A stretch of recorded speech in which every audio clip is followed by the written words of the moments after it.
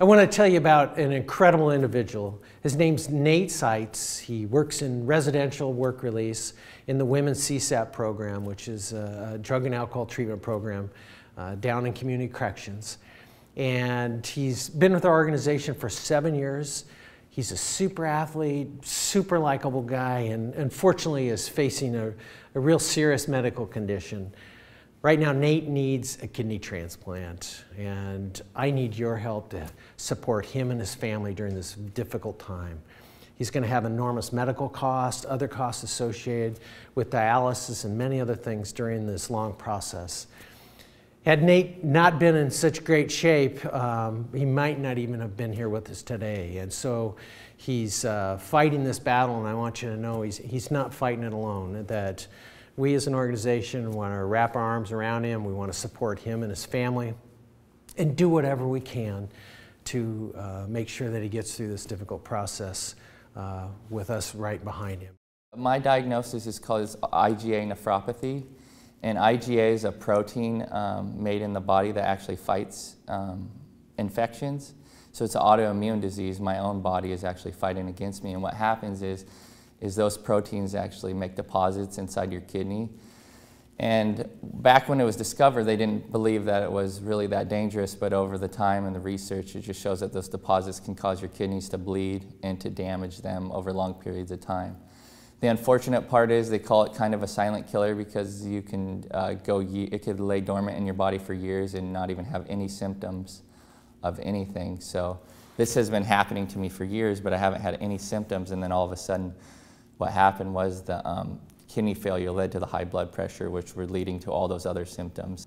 So from July all the way up until November, I had been getting those headaches. And then late November, I had not been sleeping really well, and I had gotten so sick that I had thrown up, and the blood vessels in my eyes had popped, so my eyes were completely red, and I was just feeling like just not feeling right and feeling like something was off, but I just wasn't sure. And because other than that, I was healthy. I didn't know what was really going on. And so I decided to make a doctor's appointment, and I went in and I seen the doctor, and they took my blood pressure, and they said, well, the reason that and I was having these severe headaches, and they said, well, the reason that you're probably having these headaches is because your blood pressure is high, super high. They actually took my blood pressure, and it was actually 242 over 126, which later, come to find out, a lot of the nurses at the hospital told me that if I wasn't in such good shape, I probably wouldn't be here today because of that, because it's super dangerous. And so they took a whole bunch of blood work, and the next day I got a call from the nephrologist, and they said they wanted to see me, and I went in, and she let me know that that my blood work was not good, and that my kidney function was pretty bad. And I asked her what pretty bad meant, and she said that it was only I had about 8% kidney function left, stage 5 kidney failure. But we're going to have to do a biopsy to see if it was permanent damage or not. So a couple days later, they took me in for a biopsy and went through all that, and came back that I had 70% permanent damage, and once the kidneys are damaged, they can't be repaired, and so a transplant was inevitable, and they wanted to put me on dialysis, and I decided to do what they call a peritoneal dialysis, which is where they put a tube inside your peritoneal cavity, which is in your stomach here, and they hook you up to a water and sugar solution and use osmosis to all the toxins drain out, and the water and stuff flush you out. So to start that, I'll be doing that 4 times a day. It's about 30 minutes manually. Next week I go in to train on how to do that. And then eventually, after a month or 2, I'll be able to use what they call a cycler, which is what I hook up to at night. I know through the county that people can donate leave, so I don't know how long I'm going to be off. I think that would help out a lot,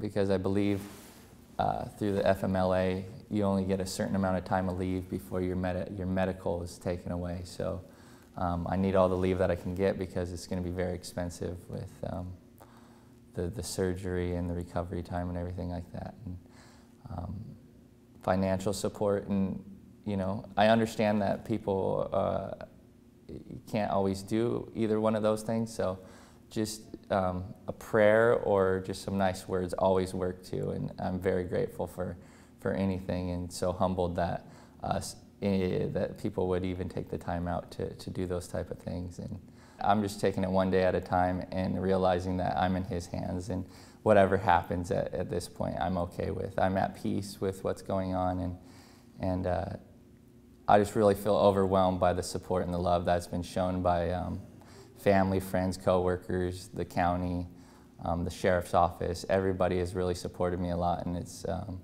really can't put into words what that has meant to my family and myself. And just thankful and grateful is really the only thing I can really say about that.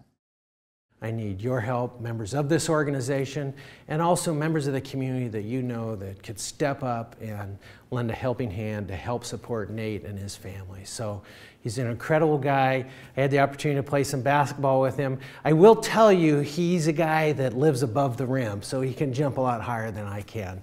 And sadly, as a result of this illness, you know, he'll never be able to play basketball again. But I know that I'm totally confident that he's going to overcome this. He's going to have some other ways to get involved and stay healthy. And I want to wish him and his lovely wife all the very best and ask for your support in supporting Nate.